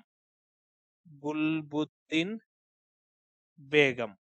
ನಾನು ಕನ್ನಡದಾಗ ಬರೀಬೇಕು ಇಂಗ್ಲಿಷ್ನಾಗ ಬರೀಬೇಕು ನನಗ ಕನ್ಫ್ಯೂಸ್ ಆಗೈತೆ, ಯಾಕಂದ್ರೆ ನಿಮ್ಗೆ ಅರ್ಥ ಮಾಡ್ಸಕ. ಈಗ ನಾನು ಯಾವ್ದ್ರಲ್ಲಿ ಬರಿಬೇಕು ಅನ್ನೋದನ್ನ ಕಮೆಂಟ್ ಹಾಕ್ರಿ. ಗುಲ್ಬುದ್ದೀನ್ ಬೇಗಂ ಇವ್ರು ಏನ್ ಮಾಡ್ತಾರ ಅಂತಂದ ಹೇಳಿದ್ರೆ ಹುಮಾಯೂನ್ ತಂಗಿಕೆ. ಇವಳು ಏನ್ ಮಾಡ್ತಾಳಂದ್ರ ಒಂದು ತನ್ನ ಅಣ್ಣನ ಬಗ್ಗೆ ಒಂದು ಆತ್ಮಚರಿತ್ರೆಯನ್ನ ಬರೀತಾಳ. ಅದನ್ನ ನಾವು ಹುಮಾಯೂನ್ ನಾಮ ಅಂತಂದ ಹೇಳಿ ಕರಿತೀವಿ. ನೆಕ್ಸ್ಟ್ ಬರ್ತಾನ ಅವ್ನ ಯಾರಂತಂದ ಹೇಳಿದ್ರೆ ಅಕ್ಬರ್ ಅಂತಂದ ಹೇಳಿ. ಕ್ಲಿಯರ್? ಅಕ್ಬರ್. ಈ ಅಕ್ಬರ್ ಏನ್ ಮಾಡ್ತಾನ ನಾವು ಒಂದೊಂದಾಗಿ ಡಿಸ್ಕಷನ್ ಮಾಡೋಣ. ಅಕ್ಬರ್ ಏನ್ ಮಾಡ್ತಾನ? ಈ ಅಕ್ಬರ್ ಏನ್ ಮಾಡ್ತಾನ ಅಂತಂದ ಹೇಳಿದ್ರ ತನ್ನ ತಂದೆ ಸಾವಿನ ನಂತರ ಇವನು ರಾಜ ಆದ ತಕ್ಷಣ ಒಂದು ಯುದ್ಧವನ್ನ ಮಾಡ್ತಾನ 1556 ಅದನ್ನ ನಾವು ಸೆಕೆಂಡ್ ಪಾನಿಪತ್ ವಾರ್ ಅಂತ ಕರಿತೀವಿ. ಎರಡನೇ ಪಾನಿಪತ್ ಕದನ. ಅರ್ಥ ಆಯ್ತಾ? ಎರಡನೇ ಪಾನಿಪತ್ ಕದನ. ಈ ಎರಡನೇ ಪಾನಿಪತ್ ಕದನದೊಳಗಡೆ ಯಾರನ್ನ ಸೋಲಿಸ್ತಾನ ಅಂತಂದ ಹೇಳಿದ್ರೆ ಹೇಮೂನನ್ನ ಸೋಲಿಸ್ತಾನ. ಯಾರನ್ನ ಸೋಲಿಸ್ತಾನ? ಹೇಮೂನನ್ನ ಸೋಲಿಸಿ ಅವನನ್ನ ಏನ್ ಮಾಡ್ತಾನ, ಅವನ್ ದಂಗೆಯನ್ನ ತೆಗೆದಾಕ್ತಾನ. ಅದಾದ ನಂತರ ಇನ್ನೊಂದ್ ಬರುತ್ತ 1576 ಒಳಗಡೆ ನಾವೇನಂತ ಕರಿತೀವಿ ಅಂದ್ರೆ ಇನ್ನೊಂದು ಯುದ್ಧ ಹಲ್ದಿ ಘಾಟ್ ಯುದ್ಧ ಅಂತ ಕರಿತೀವಿ. ಯಾರ್ದು? ಹಲ್ದಿ ಘಾಟ್ ಯುದ್ಧ. ಈ ಹಲ್ದಿ ಘಾಟ್ ಯುದ್ಧದಲ್ಲಿ ಯಾರನ್ನ ಸೋಲಿಸ್ತಾನ ಅಂತಂದ್ ಹೇಳಿದ್ರ ರಾಣಾ ಪ್ರತಾಪ್ ಸಿಂಗ್ ನನ್ನ. ಯಾರನ್ನ ಅಂತಂದ್ ಹೇಳಿದ್ರ ಮೇವಾರದ ರಾಣಾ ಪ್ರತಾಪ್ ಸಿಂಗ್ ನನ್ನ ಸೋಲಿಸಿ, ಇದು ತುಂಬಾ ಇಂಪಾರ್ಟೆಂಟ್ ಒಂದು ವಾರ. ರಾಣಾ ಪ್ರತಾಪ್ ಸಿಂಗ್. ಈ ಎರಡು ವಾರಗಳನ್ನ ನೆನ್ಪಿಟ್ಕೊಳ್ರಿ. ಆಮೇಲೆ ಅಕ್ಬರ್ ಏನ್ ಮಾಡ್ತಾ ಅಂತಂದ್ ಹೇಳಿದ್ರೆ ಒಂದು ಧರ್ಮವನ್ನ ಸ್ಥಾಪನೆ ಮಾಡ್ತಾನ, ದಿನ್ ಇ ಇಲಾಹಿ ಅಂತ ಕರಿತೀವಿ. ಯಾವುದು? ದಿನ್ ಇ ಇಲಾಹಿ ಅಂತಂದ ಹೇಳಿ ಒಂದು ಧರ್ಮವನ್ನ ಸ್ಥಾಪನೆ ಮಾಡ್ತಾನ. ಇದೊಂದು ಇಂಪಾರ್ಟೆಂಟ್. ಆಮೇಲೆ ನೆಕ್ಸ್ಟ್ ಶಹಜಹಾನ್ ಏನ್ ಮಾಡ್ತಾನ, ಇವನು ತಾಜ್ ಮಹಲ್ ಕಟ್ಟಿಸ್ತಾನ. ತಾಜ್ ಮಹಲ್. ಆಮೇಲೆ ಕೆಂಪು ಕೋಟೆಯನ್ನ ಕಟ್ಟಿಸ್ತಾನ. ಆಮೇಲೆ ಜಾಮಾ ಮಸೀದಿಯನ್ನ ಕಟ್ಟಿಸ್ತಾನ. ನೆಕ್ಸ್ಟ್ ಕ್ವಶನ್ ನೋಡ್ರಿ, ವೆನ್ ಅಂತಂದ ಹೇಳಿದ್ರ ಯಾವಾಗ? ವೆನ್ ಅಂತಂದ ಹೇಳಿದ್ರ ಯಾವಾಗ? ನೆಕ್ಸ್ಟ್ ಮೂನ್ ಅಂತಂದ ಹೇಳಿದ್ರ ಮೂನ್ ಏನು? ಮೂನ್ ಅಂತಂದ ಹೇಳಿದ್ರೆ ಚಂದ್ರ. Covers the sun. What is this ಅಂತಂದ ಹೇಳಿ. ಈ ಫಿನಾಮಿನಾನ ಏನಂತ ಕರಿತೀವಿ? ಈಗ ಏನಂತಂದ ಹೇಳಿದ್ರ ಈ ತರ ಸನ್ ಇದಾನ, ಇಲ್ಲಿ ಭೂಮಿ ಐತೆ. ಇದೇನಂತಂದ ಹೇಳಿದ್ರೆ ಭೂಮಿ. ಈಗ ಇಲ್ಲಿ ಮಿಡಲ್ ಏನಂತಂದ ಹೇಳಿದ್ರೆ ಚಂದ್ರ ಬರ್ತಾನ. ಚಂದ್ರ ಬಂದಾಗ ನಮ್ಗ ಹೆಂಗ್ ಕಾಣಿಸ್ತಾ ಅಂತಂದ ಹೇಳಿದ್ರೆ ಈ ಸೂರ್ಯನನ್ನ ಕಂಪ್ಲೀಟ್ ಆಗಿ ಕವರ್ ಮಾಡ್ದಂಗ್ ಕಾಣಿಸ್ತಾನ. ಸೊ ಈ ಫಿನಾಮಿನಾನ ನಾವು ಏನಂತ ಕರಿತೀವಿ ಅಂತಂದ ಹೇಳಿ ಕೇಳಿದಾರೆ ಸೋಲಾರ್ ಎಕ್ಲಿಪ್ಸ್. ಸೋಲಾರ್ ಎಕ್ಲಿಪ್ಸ್ ಅಂತಂದ ಹೇಳಿದ್ರೆ ಸೂರ್ಯ ಗ್ರಹಣ. ಎಕ್ಲಿಪ್ಸ್ ಅಂತಂದ ಹೇಳಿದ್ರೆ ಗ್ರಹಣ ಅಂತಂದ ಹೇಳ್ತೀವಿ, ಸೂರ್ಯ ಗ್ರಹಣ ಅಂತಂದ ಹೇಳ್ತೀವಿ. ಈ ಸೂರ್ಯ ಮತ್ತು ಭೂಮಿಯ ನಡುವೆ ಚಂದ್ರ ಬಂದಾಗ ನಮ್ಗ ಸೂರ್ಯ ಕಾಣಿಸಂಗಿಲ್ಲ. ಸೊ ಅದಕ್ಕೋಸ್ಕರ ಸೂರ್ಯ ಅರ್ಧ ಕಾಣಿಸ್ಕೊತ ಹೋಗ್ತಾನ. ಅದನ್ನ ನಾವು ಏನಂತ ಕರಿತೀವಿ? ಸೂರ್ಯಗ್ರಹಣ ಅಂತಂದ್ ಕರಿತೀವಿ. ಅರ್ಥ ಆಯ್ತಾ? ಈಗ ಒಬ್ಬ ಪರ್ಸನ್ ಇದಾನ, ನಿಮ್ ಹುಡುಗಿನ್ ನೀ ನೋಡಾಕತ್ತಿ, ಇಲ್ಲಿ ನೀ ಅದಿ, ಇಲ್ಲಿ ನಿಮ್ ನಡುವೆ ಏನಂತಂದ ಹೇಳಿದ್ರೆ ನಿನ್ ದೋಸ್ತ್ ಬಂದ್ ನಿಂತ್ಕೊಂಡಂತಂದ ಹೇಳಿದ್ರೆ ನಿನ್ ಹುಡುಗಿ ಕಾಣಂಗಿಲ್ಲಲ್ಲ, ಹಂಗ. ಈಗ ಸೂರ್ಯ ಕಾಣಿಸತ್ತಿಲ್ಲ ಅಂತಂದ ಹೇಳಿದ್ರೆ ಸೂರ್ಯಗ್ರಹಣ. ಯಾರ್ ಬಂದರ ನಡುವ? ಚಂದ್ರಾಮ್ ಬಂದಿದಾನ. ಆ ತರ ನೆನ್ಪಿಟ್ಕೊಡ್ರಿ. ಎಸ್. ಅದಾದ ನಂತರ ನೆಕ್ಸ್ಟ್ ನೋಡ್ರಿ, ಇನ್ನೊಂದ್ ಕ್ವಶನ್ ಕೇಳ್ತಾರ, ಹಗಲು ಮತ್ತು ರಾತ್ರಿ ಎರಡೂ ಸೇಮ್ ಇರುವಂತದ್ದು. ಹಗಲು ಮತ್ತು ರಾತ್ರಿ, ಡೇ ಅಂಡ್ ನೈಟ್ ಏನಂತಂದ ಹೇಳಿದ್ರೆ ಎರಡು ಸೇಮ್ ಇರ್ತಾವ. ಆ ತರದ ಅವರ್ ಏನಂತಂದ ಹೇಳಿದ್ರೆ ಸಮನಾಗಿರುವಂತಹ ದಿನಗಳು ಯಾವ್ಯಾವ ಅಂತಂದ್ ಕೇಳಿದ್ರ ಸೈಡ್ಗೆ ಬರೆದಿಟ್ಕೊಡ್ರಿ. ಮಾರ್ಚ್ 21 ಮತ್ತು ಸೆಪ್ಟೆಂಬರ್ 23. ಮಾರ್ಚ್ 21 ಮತ್ತು ಸೆಪ್ಟೆಂಬರ್ 23 ಇವೆರಡು ಏನಂತಂದ ಹೇಳಿದ್ರೆ ದಿನಗಳಲ್ಲಿ ರಾತ್ರಿ ಎಷ್ಟು ಅವರ್ ಇರುತ್ತ, ಹಗಲು ಕೂಡ ಅಷ್ಟೇ ಅವರ್ ಇರುತ್ತ. ಅದಾದ ನಂತರ ಇನ್ನೊಂದ್ ಕೇಳ್ತಾರೆ, ಅತ್ಯಂತ ದೀರ್ಘವಾದ ಹಗಲು ಯಾವ್ದಂತಂದೇಳಿ, ಅತ್ಯಂತ ಲಾಂಗೆಸ್ಟ್ ಡೇ ಅಂತಂದ್ ಹೇಳ್ತೀವಿ. ಲಾಂಗೆಸ್ಟ್ ಡೇ ಹಗಲು ಅಂತಂದೇಳಿ, ಲಾಂಗೆಸ್ಟ್ ಡೇ ಅಂತಂದೇಳಿ ಅದನ್ನ ನಾವು ಜೂನ್ 21 ಅಂತಂದ್ ಹೇಳ್ತೀವಿ. ಜೂನ್ 21 ಏನಂದ್ರ ಹಗಲ್ ಬಾಳ್ ಜಾಸ್ತಿ ಇರುತ್ತ, ರಾತ್ರಿ ಕಮ್ಮಿ ಇರುತ್ತ. ಅದಾದ ನಂತರ ಇನ್ನೊಂದು ಲಾಂಗೆಸ್ಟ್ ನೈಟ್ ಯಾವ್ದಂತಂದೇಳಿ, ಲಾಂಗೆಸ್ಟ್ ನೈಟ್ ಅಂತಂದ್ ಕೇಳಿದ್ರ ನಾವು ಯಾವ್ದನ್ನ ಹೇಳ್ಬೇಕು, ಡಿಸೆಂಬರ್ 22 ಅನ್ನ. ರಾತ್ರಿ ಜಾಸ್ತಿ ಟೈಮ್ ಇರುತ್ತ, ಹಗಲ್ ಕಮ್ಮಿ ಇರುತ್ತ ಆ ದಿನ. Points clear? ಎಲ್ರಿಗೂ ಅರ್ಥ ಆಗ್ತಿದೆಯಲ್ಲ? ಈ ತರ ಹೇಳಿದ್ರೆ ಅರ್ಥ ಆಗತ್ತಲ್ಲ? ಅಥವಾ ಇನ್ನು ಏನಾದ್ರು ಚೇಂಜ್ ಆಗಿ ಹೇಳ್ಬೇಕು, ಅದನ್ನ ನೀವು ನಂಗೆ ಕಮೆಂಟ್ ಹಾಕ್ರಿ. ನೆಕ್ಸ್ಟ್ ನಿಮಗೂ ಕ್ವಶನ್ಸ್ ಗಳನ್ನ ಕೊಡ್ತೀನಿ, ನೀವು ಕ್ವಶನ್ಸ್ ಗಳಿಗೆ ಆನ್ಸರ್ ಮಾಡ್ಬೇಕು, ಅವಾಗ ನಿಮಗೆ ಎಲ್ಲಾನು ಅರ್ಥ ಆಗತ್ತೆ. Next, who was the winner of the women's Asian champion trophy 2024 ಅಂತಂದ ಐತೆ. ನೋಡ್ರಿ, ವುಮೆನ್ಸ್ ಏಷ್ಯನ್ ಚಾಂಪಿಯನ್ಸ್ ಟ್ರೋಫಿ ಅಂತಂದ್ ಹೇಳಿ ನಿಮ್ಗೆ ಗೊತ್ತೈತೆ. 2024 ಯಾರ್ ಗೆದ್ದಾರ ಅಂತಂದ್ ಹೇಳಿದ್ರೆ ಇಂಡಿಯಾದವ್ರು ಗೆದ್ದಿದಾರ. ಯಾರ್ ಗೆದ್ದಿದಾರ? ಇಂಡಿಯಾದವ್ರು ಗೆದ್ದಿದಾರ. ಇವಾಗ ನಾವು ಹೇಳ್ಬೇಕು, ಈಗ ರೀಸೆಂಟ್ ಅದು ಸರ್, ಇದು ವುಮೆನ್ಸ್ ಏಷ್ಯನ್ ಚಾಂಪಿಯನ್ ಟ್ರೋಫಿ ಯಾವ್ದಕ್ ಸಂಬಂಧ ಪಡುತ್ತೀರಿ? ಹಾಕಿ. ನೆನ್ಪಿಟ್ಕೊಳ್ರಿ, ಇದನ್ನ ನೆನ್ಪಿಟ್ಕೊಳ್ರಿ. ಕ್ರಿಕೆಟ್ ಅನ್ಕೊಂಡಾರೆ, ಹಾಕಿಗೆ ಸಂಬಂಧಪಟ್ಟಿದ್ದು. ಇದಾದ ನಂತರ ನೆಕ್ಸ್ಟ್ ನಡೆದಿಲ್ಲ ವುಮೆನ್ಸ್ ಟ್ರೋಫಿ, ನೆಕ್ಸ್ಟ್ ಯಾವ್ದು ನಡೆದಿಲ್ಲ. ಇಲ್ಲಿ ನೋಡ್ರಿ, ನಾನು ಕರೆಂಟ್ ಅಫೇರ್ಸ್ ತೆಗೆದು ಬಿಟ್ಟೇನಿ. 2024 ಅಷ್ಟು ನಡೆದೈತೆ. ಅದು ಎಲ್ಲಿ ಅಂತಂದ ಹೇಳಿದ್ರೆ ರಾಜಗೃಹದೊಳಗಡೆ ನಡೆದೈತೆ. ಇಂಡಿಯಾ ಗೆದ್ದೈತೆ. ಅದಾದ ನಂತರ ನೆಕ್ಸ್ಟ್ 2025-26 ನಡೆದಿಲ್ಲ. ಅದೆಲ್ಲಾದ್ರೂ ನಡೀತು ಅಂತಂದ್ ಹೇಳಿದ್ರೆ ಅದನ್ನ ಕರೆಂಟ್ ಅಫೇರ್ಸ್ ಒಳಗಡೆ ಅಪ್ಡೇಟ್ ಮಾಡ್ಕೊಡ್ರಿ. ನೆಕ್ಸ್ಟ್ ನಿಮಗೆ ಒಂದ್ ಕ್ವಶನ್, ಜಪಾನ್ದ ರಾಜಧಾನಿ ಯಾವುದು? ನೆಕ್ಸ್ಟ್ ಕ್ವಶನ್ ನಿಮ್ಗೆ ಏನಂತಂದ ಹೇಳಿದ್ರೆ ಜಪಾನದ ರಾಜಧಾನಿ ಯಾವುದು ಅಂತಂದ ಹೇಳಿ ನನಗೆ ಕಮೆಂಟ್ ಹಾಕ್ರಿ. ಅದಾದ ನಂತರ ಚೀನಾದ ರಾಜಧಾನಿ ಯಾವ್ದು ಅಂತಂದ ಹೇಳಿ ಕಮೆಂಟ್ ಹಾಕ್ರಿ. ಇಂತ ರೀಸೆಂಟ್ ಅಂದ್ರ ಅಪ್ಡೇಟ್ ಇವುಗಳನ್ನೆಲ್ಲ ಹೇಳೋದ್ ಬೇಡ, ನೀವು ಅಪ್ಡೇಟ್ ಮಾಡ್ಕೊಡ್ರಿ. ನೆಕ್ಸ್ಟ್, ವಿಚ್ ಅಂತಂದ್ ಹೇಳಿದ್ರೆ ಯಾವುದು? ವಿಚ್ ಅಂತಂದ್ ಹೇಳಿದ್ರೆ ಯಾವುದು? ಸಿಟಿ ಅಂತಂದ್ ಹೇಳಿದ್ರೆ ಏನಂತಂದ್ ಹೇಳ್ತೀವಿ? ನಗರ ಅಂತಂದ್ ಹೇಳ್ತೀವಿ. ವಿಚ್ ಸಿಟಿ, ಯಾವುದು ನಗರ? ಗಾರ್ಡನ್ ಸಿಟಿ ಆಫ್ ಇಂಡಿಯಾ ಅಂತಂದ್ ಹೇಳಿದ್ರೆ ನಿಮ್ಗೆ ಗೊತ್ತಾಗ್ಬಿಡ್ತಲ್ಲ, ಅದನ್ನ ನಾವು ಗಾರ್ಡನ್ ಸಿಟಿ ಅಂತಂದ್ ಹೇಳಿ ಕರಿತೀವಿ ಸಿಂಪಲ್ ಆಗಿ. ಅಂತ ನಗರ ಯಾವುದು ಅಂತಂದ್ ಹೇಳಿ. ಎಸ್, ಯಾವ ನಗರ ಅಂತಂದ್ ಹೇಳಿದ್ರೆ ನಾವು ಸಿಂಪಲ್ ಆಗಿ ಹೇಳ್ಬೇಕು, ಬೆಂಗಳೂರು ನಗರವನ್ನ ಗಾರ್ಡನ್ ಸಿಟಿ ಆಫ್ ಇಂಡಿಯಾ ಅಂತಂದ್ ಹೇಳಿ ಕರಿತೀವಿ. ಭಾರತದ ಉದ್ಯಾನ ನಗರಿ ಅಂತಂದ್ ಹೇಳ್ತೀವಿ. ಆಮೇಲೆ ನೆಕ್ಸ್ಟ್ ಇನ್ನೊಂದು ಸಿಲಿಕಾನ್ ಸಿಟಿ. ಇನ್ನೊಂದು ಕೇಳ್ಬೋದು ನಿಮ್ಗೆ, ಸಿಲಿಕಾನ್ ಸಿಟಿ ಯಾವುದು ಅಂತಂದ್ ಹೇಳಿ. ಸಿಲಿಕಾನ್ ಸಿಟಿ ಕೂಡ ಯಾವ್ದಂದ್ರ ಇಂಡಿಯಾ ಅಂತಂದ್ ಹೇಳ್ತೀವಿ. ನೆಕ್ಸ್ಟ್ ನೋಡ್ರಿ, ಮೈಸೂರನ್ನ ನಾವ್ ಏನಂತ ಕರಿತೀವಿ ಅಂದ್ರೆ ಸಿಟಿ ಆಫ್ ಪ್ಯಾಲೇಸಸ್ ಅಂತಂದ್ರೆ ಸಾಂಸ್ಕೃತಿಕ ನಗರ ಅಂತಾನು ಕೂಡ ಕರಿತೀವಿ. ಸಾಂಸ್ಕೃತಿಕ ನಗರ, ಕಲ್ಚರಲ್ ಸಿಟಿ ಅಂತಂದ್ ಹೇಳಿ ಮೈಸೂರನ್ನ. ನೆಕ್ಸ್ಟ್ ಹೈದರಾಬಾದ್ ಅನ್ನ ನಾವು ಏನಂತ ಕರಿತೀವಿ ಅಂದ್ರೆ ಸಿಟಿ ಆಫ್ ಪರ್ಲ್ಸ್ ಅಂತಂದ್ ಹೇಳಿ. ಸಿಟಿ ಆಫ್ ಪರ್ಲ್ಸ್, ಇದನ್ನ ಬರಿಬೇಕು ನಾನು. ಪರ್ಲ್ಸ್ ಅಂತಂದ್ ಹೇಳಿದ್ರೆ ಮುತ್ತುಗಳ ನಗರಿ, ಮುತ್ತು ಅಂತಂದ್ ಹೇಳ್ತೀವಿ. ಪರ್ಲ್ಸ್ ಅಂತಂದ್ ಹೇಳಿದ್ರೆ ಮುತ್ತುಗಳ ನಗರಿ ಅಂತಂದ್ ಹೇಳಿ. Point clear? ಎಸ್. ಅದಾದ ನಂತರ ಪಿಂಕ್ ಸಿಟಿ ಅಂತಂದ್ ಹೇಳಿ ಯಾವ್ದನ್ನ ಕರಿತೀವಿ? ಪಿಂಕ್ ಸಿಟಿ ಅಂತಂದ್ ಹೇಳಿ ಯಾವ್ದನ್ನ ಕರಿತೀವಿ ಅಂದ್ರೆ ಜೈಪುರ್ ಅನ್ನ ಕರಿತೀವಿ. ಹಂಗ ನಿಮ್ಗೆ ಯಾವ್ದಾದ್ರು ಗೊತ್ತಿದಾವನ್, ಬೇರೆ ಯಾವ್ದಾದ್ರು ಸಿಟಿಗಳು ಗೊತ್ತಿದ್ದು ಅಂತಂದ್ ಹೇಳಿದ್ರೆ ಕಮೆಂಟ್ಸ್ ಗಳನ್ನ ಹಾಕ್ರಿ. ಆಮೇಲೆ ಬೇರೆಯವರೆಲ್ಲ ಕಮೆಂಟ್ಸ್ ಗಳು ಹಾಕಿರೋದು ಕೂಡ ನೀವು ಓದ್ರಿ, ಯಾಕಂತಂದ್ ಹೇಳಿದ್ರೆ ಎಲ್ಲಾನು ಕವರ್ ಆಗತ್ತ ಅದ್ರಲ್ಲಿ. ಸ್ಟಡಿ ಅಂದ್ರೆ ಹಂಗ ಮಾಡ್ಬೇಕು. ವಿಚ್ ಹಿಸ್ಟಾರಿಕ್, ಒಂದ್ ಅನ್ಕೊಂಡಿದ್ದೀನಪ್ಪ, ಈ ವಿಡಿಯೋಕ್ಕೆ ಏನಂತಂದ್ ಹೇಳಿದ್ರೆ 1000 ವ್ಯೂಸ್ ಬರ್ಬೇಕು. ಅದಾದ ನಂತರ ನೆಕ್ಸ್ಟ್ ಒಂದೊಂದ್ ಏನು ಇಲ್ಲ ಅಂತಂದ್ ಹೇಳಿದ್ರೆ ಒಂದು 300 ಕಮೆಂಟ್ಸ್ ಗಳು ಬರ್ಬೇಕು. ಅಲ್ಲಿವರೆಗೂ ನಾನು ನೆಕ್ಸ್ಟ್ ವಿಡಿಯೋ ಅಪ್ಲೋಡ್ ಮಾಡಂಗಿಲ್ಲ. ಇದು ಕ್ಲಿಯರ್? ಶೇರ್ ಮಾಡ್ರಿ ಎಲ್ಲರಿಗೂ. ಫ್ರೀ ಆಗಿ ಹೆಂಗ ಕೊಡ್ತಿದೀವಿ ಅಂತಂದ್ ಹೇಳಿದ್ರೆ ನೀವು ಶೇರ್ ಮಾಡ್ಬೇಕಲ್ಲ, ನಿಮ್ ಕಡೆಯಿಂದನೂ ಏನಂತಂದ್ ಹೇಳಿದ್ರೆ ಹೆಲ್ಪ್ ಬರ್ಬೇಕು. ನಾನು ಹೆಲ್ಪ್ ಮಾಡ್ತಿದೀನಿ ಅಂತಂದ್ ಹೇಳಿದ್ರೆ ಸಿಂಪಲ್. ನೆಕ್ಸ್ಟ್ ನೋಡ್ರಿ, ವಿಚ್ ಅಂತಂದ್ ಹೇಳಿದ್ರೆ ಯಾವುದು. ಅದಾದ ನಂತರ ಹಿಸ್ಟಾರಿಕ್ ಸೈಟ್ ಅಥವಾ ಮಾನ್ಯುಮೆಂಟ್ ಅಂತಂದ್ ಹೇಳಿದ್ರೆ ಯಾವ ಪ್ರದೇಶ, ಅಥವಾ ಮಾನ್ಯುಮೆಂಟ್ ಅಂದ್ರೆ ಸ್ಮಾರಕ ಅಂತಂದ್ ಹೇಳ್ತೀವಿ. ಯಾವುದು ಸ್ಮಾರಕ? Known as black pagoda. Black ಅಂತಂದ್ ಹೇಳಿದ್ರೆ ಕಪ್ಪು, ಪಗೋಡ ಅಂತಂದ್ ಹೇಳಿದ್ರೆ ನಾವು ಅದನ್ನ ಏನಂತ ಕರಿತೀವಿ ಅಂದ್ರೆ ಬ್ಲಾಕ್. ಸಿಂಪಲ್ ಆಗಿ ನೆನ್ಪಿಟ್ಕೊಡ್ರಿ, ಅದಕ್ಕೆ ಏನ್ ಕನ್ನಡದಾಗ ಹೇಳಂಗಿಲ್ಲ. ಬ್ಲಾಕ್ ಪಗೋಡ ಅಂತಂದ್ ಹೇಳಿ ಯಾವ್ದನ್ನ ಕರಿತೀವಿ ಅಂತಂದ್ ಹೇಳಿ. ಇದನ್ನ ನಾವು ಕರಿ ಕಲ್ಲಿನಿಂದ ಕಟ್ಟಿದಾರೆ, ಅದಕ್ಕೋಸ್ಕರ ಅದನ್ನ ಬ್ಲಾಕ್ ಪಗೋಡ ಅಂತ ಕರೀತಾರೆ. ಯಾವ್ದಂದ್ರೆ ಸನ್ ಟೆಂಪಲ್ ಕೊನಾರ್ಕ್ ಅಂತಂದ್ ಹೇಳಿ. ಸನ್ ಟೆಂಪಲ್, ಸೂರ್ಯ ದೇವಾಲಯ, ಸನ್ ಟೆಂಪಲ್ ಕೊನಾರ್ಕ್. ಇದು ಯಾವ ರಾಜ್ಯದಲ್ಲಿ ಬರುತ್ತೆ ಅಂದ್ರೆ ಒಡಿಸ್ಸಾ ರಾಜ್ಯದಲ್ಲಿ ಬರುವಂತದ್ದು. ಅದಾದ ನಂತರ ನೆಕ್ಸ್ಟ್ ಇನ್ನೊಂದ್ ಏನ್ ಬರುತ್ತ ಒಡಿಸ್ಸಾದೊಳಗಡೆ, ಇನ್ನೊಂದ್ ಕೇಳ್ಬೋದು, ಸನ್ ಟೆಂಪಲ್ ಅನ್ನ ಯಾರು ಕಟ್ಟಿದಾರೆ ಅಂತಂದ್ ಹೇಳಿ. ಯಾರ್ ಕಟ್ಟಿದಾರ ಅಂತಂದ್ರೆ ನೋಡ್ರಿ, ಗಂಗಾ ವಂಶದಲ್ಲಿ 2 ಪ್ರಕಾರ ಬರ್ತಾವ. ಒಂದು ಪೂರ್ವ ಗಂಗರ್ ಇವರು, ಆಮೇಲೆ ಪಶ್ಚಿಮ ಗಂಗರ್ ಅಂತಂದ್ರೆ ನಮ್ ಕರ್ನಾಟಕದಲ್ಲಿ ಆಳ್ದವ್ರು.